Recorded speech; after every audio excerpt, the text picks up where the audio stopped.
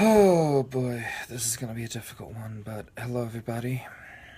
Um, yes, I see I'm live, building an audience for you, got it. I'm gonna talk a little bit about this situation that I've been in lately. It's a pretty scary one. It's about dissociation. Dissociation, in a mental health sense, is just more or less just being mentally disconnected from your environment. And I've been going through that quite a bit lately. And on top of all that, just kind of going through this situation, I've been in a couple of different places where I may, for the most part, know where I am and um, know where I'm meant to be, know where I'm just... It's like I'll know I'm in a car, I know I'm in a certain place, but there'll be plenty of times where I'll just be completely spacey. I'll just kind of space out, maybe like stare into space somehow, forget someone's talking to me, not knowing somebody is talking to me. Maybe in some cases, I don't even realize how I've gotten to a certain place. I may not realize how far I've walked. I may not realize how far we've driven. I may see myself in one place, see myself in another place, and be like, what the fuck, how did I get here? It's a very scary feeling, and I've read up on it. I'm planning on covering this in therapy, but dissociation more or less is a coping mechanism for people with PTSD. And I've had several issues with PTSD, several traumas I've tried to come to terms with. Many people know that I've struggled with mental illness for practically my entire life. Yeah. And I'm 35 years old. It's a pretty long fucking time. But I've had issues where I've been suicidal. I've had issues where I've tried to take my own life. The last time I actually legit tried to take my own life was back in 2005 when I jumped in front of a moving subway train. I was in the hospital.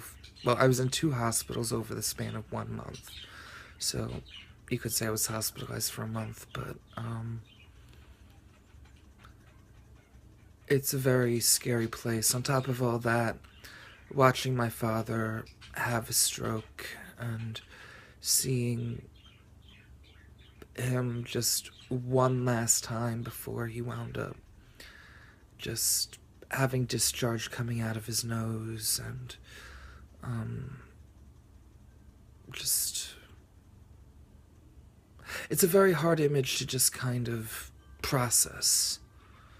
And because it's such a tough image to process, I don't always have the words to recall exactly what's what with that.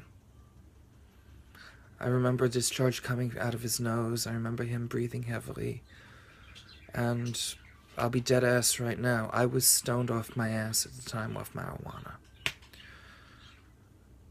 And so I really had to make my high come down while I was smoking with my dad. And my dad really benefited from the effects of marijuana. He really did.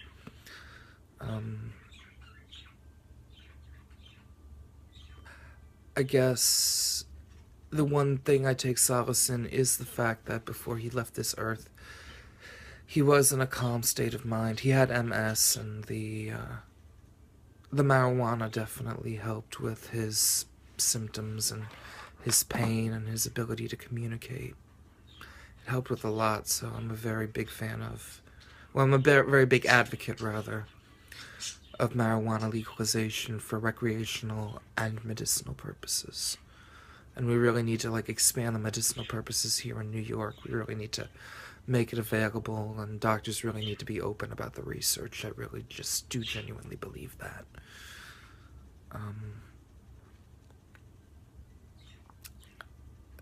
I guess on top of all that, you know, I did see him one last time in the hospital, and I tried one of these situations where I brought my iPad with me, I put earphones into his ears, playing Pathétique, which I believe is Tchaikovsky, don't quote me on that, but I'm not that pretentious enough to know, like, every classical composition known to man, so pardon me if I'm wrong, but, or it could have been Beethoven, I don't know. But we were playing that in his ears, and there was no response. And the one thing that I'm hoping is that, you know, when he was passing on to heaven, that was a lasting impression in his mind, knowing that that song was playing, that composition was playing, knowing that I thought enough to be able to do that.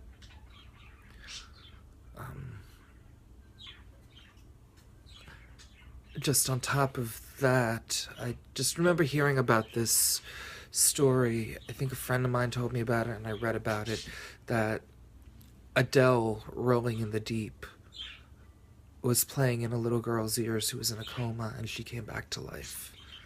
She came back right out of the coma. So I tried that. But as far as dissociation is concerned, it's a very real thing. It's a very scary thing. I also have bipolar disorder, so the symptoms of that can be kind of unmanageable at times too. Not knowing how I'm going to feel when I'm going to feel it, how I'm going to react to it. That's a pretty scary thing. Holidays are especially bad because, well, I miss my father a lot. More than I care to admit. And I admit it quite a bit now. It hurts every fucking day. And I do my best to preserve the memories. I do my best to kind of keep my head together, but on certain days, I know I need to fall apart. I know on certain days, there will be times where I will flash back to my old apartment on Manor Road.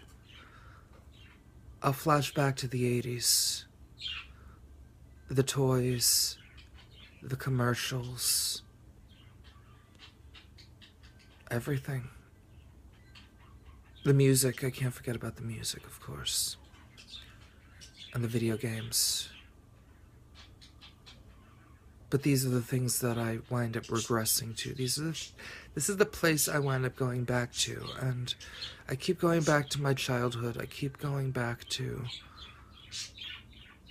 reliving it. But I'm reliving the good memories, but I know that's not a good thing because I am 35 years old. I do need to just kind of keep my head on straight as an adult.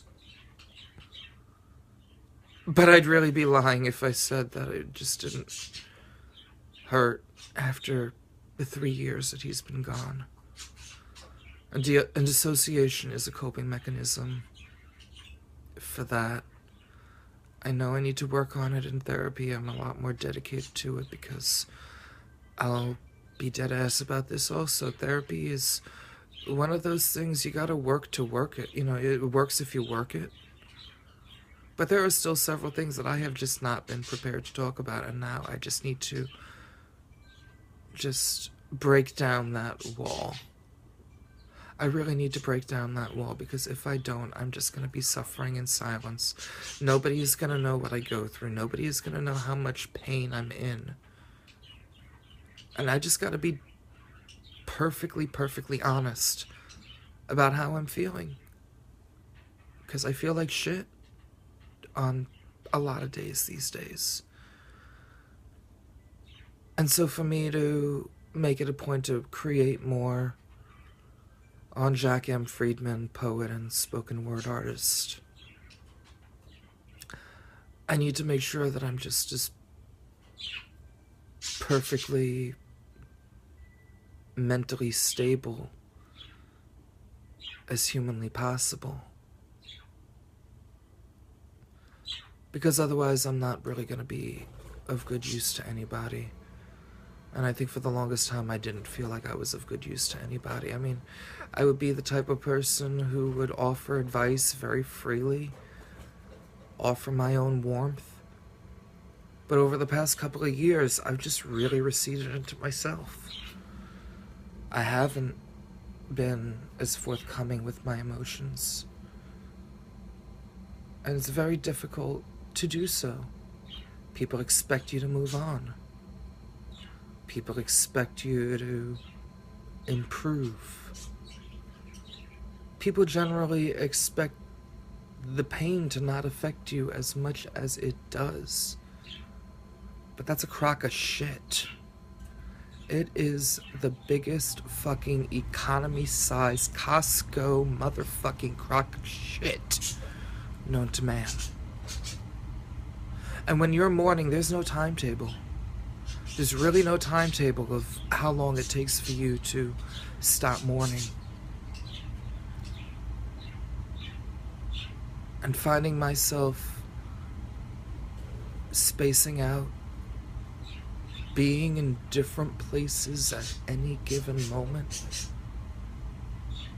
is not only stressful, it's also kind of embarrassing. It's happened to me in college on a couple of occasions. It's happened at times where I really felt like, the woman that was supervising me at my internship at the new school was a raging, for lack of a better word, bitch. And I do honestly believe that she had some kind of vendetta against me, because for her to be as cruel as she was to me, for her to be as condescending, patronizing, talking down to me during a time where I was trying my best to keep my head together, is cruel.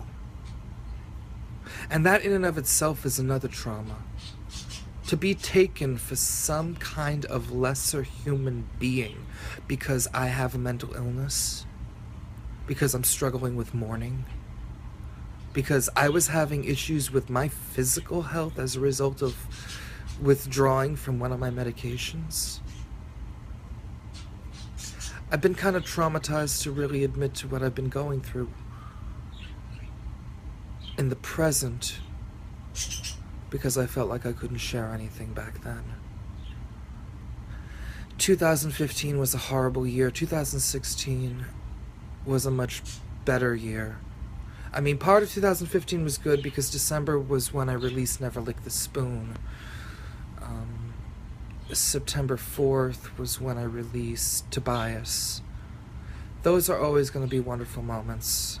And doing the live reading at the Nothing New thrift shop was such an amazing experience.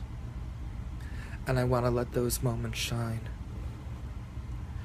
But I'll be perfectly honest with you, I had to stay in a respite center for a little bit because I was going through a very difficult period in my life. And that was March going into April. May 29th was when Dad had the stroke. June 11th was when he died, and I was still processing that. And then June 12th of this year, the Orlando shootings took place at the Pulse nightclub. And as someone who proudly identifies as a member of the LGBTQ community, it hurt like hell. It was almost as if I had lost my brethren in war. And that in and of itself is scary. In and of itself, I also find it scary, and I'm just gonna be perfectly honest with you, for fucking Donald Trump to be our next president. someone who's talked about building walls, someone who's talked about banning Muslims, someone who has a vice president who believes in gay conversion therapy. Guess what? You're not going to shock the gay out of me. You're not going to shock the pain out of me. You're not going to shock the trauma out of me. You can't shock anything out of me. This is just fucking real. This is real life that I'm going through right now. And during the time that I was mourning the loss of my father this year, May 29th, my mother was in the hospital because of certain complications of Parkinson's disease. And so I went through that alone. 2 weeks I went through that alone. And loneliness is a very good friend of mine. I know him well. We're best buds sometimes. But I know for my own safety and for my own sanity, I need to be a lot more authentic with my feelings. I need to be a lot more transparent with some of the emotions I'm going through, because I'm not just an angry person. I'm not just a sad person. I'm not just a funny person. I'm a person. I have these emotions. I don't always express them, but it doesn't mean I have them. And right now, this is about as candid as I get. I don't cry on video. I've never cried on stage when I've done poetry. But I do it often. And that's probably the boldest thing that I will ever admit, because I cry more times than I care to admit. And I hope that given that I'm doing this live broadcast on my poet page and my spoken word page, I'm hoping that maybe there will be a general sense of understanding that I'm not always at my most optimal. And in fact, a lot of times depression really does get to me. I do have a very difficult time getting out of bed. I don't think that I could really manage working in the 9-to-5 world because of the level of stress that I've been under and I'm currently under, and the trauma and the triggers and the flashbacks really do get to me. And figure, I need to be bold enough to actually talk about these things, because who the fuck else is going to talk about it if I don't? Who, in their heart of hearts, really do genuinely admit to having very severe symptoms of a mental illness? I do. Because that's, in my opinion, the epitome of being real on Facebook. The epitome of being real is admitting when you're having bad times as well as good times. The epitome of being real on Facebook is not constantly looking to build yourself up. And as much of a good thing as it is to do, sometimes you just gotta not live with that facade. You have to sometimes admit that, you know what, you're not always the strongest person. But sometimes you are, because you're admitting to the types of depression or the types of weaknesses that you feel you have. And so I'm going to leave you by saying this. It's a holiday season. If you need to talk, I'm here. You can always message me on this page. And I'm here for you. You're not alone. And so long as you follow this page, you never will be.